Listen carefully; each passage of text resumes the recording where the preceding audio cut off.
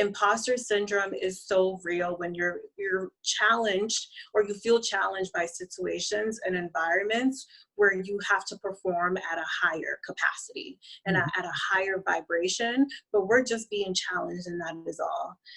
So I definitely feel it. I am entering rooms and advising, consulting, and coaching people who are leading large organizations. And I don't have that experience of leading large organizations, but I am coming in and saying, hey, based on my observations, this is what you should do to lead your team of 200, 500, 1,000 people plus. Or you are running a multi-million-dollar business, and this is what you should be doing in order to get from point A to point B. Who am I? How am I qualified to do that, right? You can sometimes get into these situations or scenarios where you are second guessing yourself or overthinking the process. And for me, I like to feel the feel, identify what it is that I'm feeling. And I believe in words of affirmation.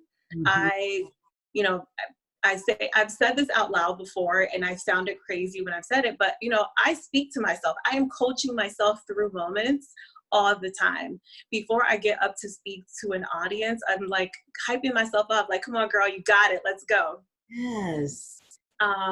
When I'm running and I'm working out, same thing, like just keep going, keep going. 1 more mile to go, just keep going. This is going to feel so good once you're done. Or this may feel difficult right now, but just keep going. And once you're done, it's going to be amazing. I had a moment, I'm human, where 3 weeks ago I delivered a presentation, and sometimes we're perfectionists. And for me, I didn't feel like it went as well as it could have gone. There was a question that I felt like I had a better answer for, but for some reason, real time, the answer just wasn't coming to me. And I beat myself about it for like a weekend. I just kept replaying the whole situation in my head. And then a week later, have a recap, and they're like, oh, it was great. And I was like, I was just beating myself up. So it's natural, it's human. I think it's okay to identify those feelings, because awareness and being in touch is important, but I think it's also important to find ways to cope. And that can be words of affirmation. You have to be your biggest cheerleader as well. So know when it's happening so you can cheer yourself out of it. We may have a cheer squad, but they may not always be there.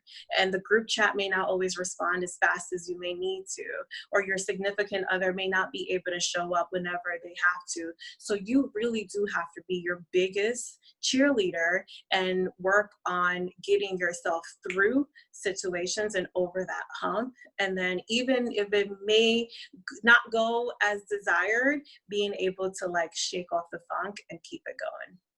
If we could get to a place where we could just look at it and say, that's not good or bad, but just observe, come from a place of observing as opposed to judging, I think we could save ourselves a lot of angst. And I love you said to name it. Name what it is, because once you can identify what it is, I think that helps you to say, okay, I see that, I see what that is, and then you can be able to move forward. Okay, we're going to do a double boop, boop. Yeah, that's good nuggets. Dreamers, I hope you're catching all of these wonderful offerings from Sandra. Really, this is like priceless.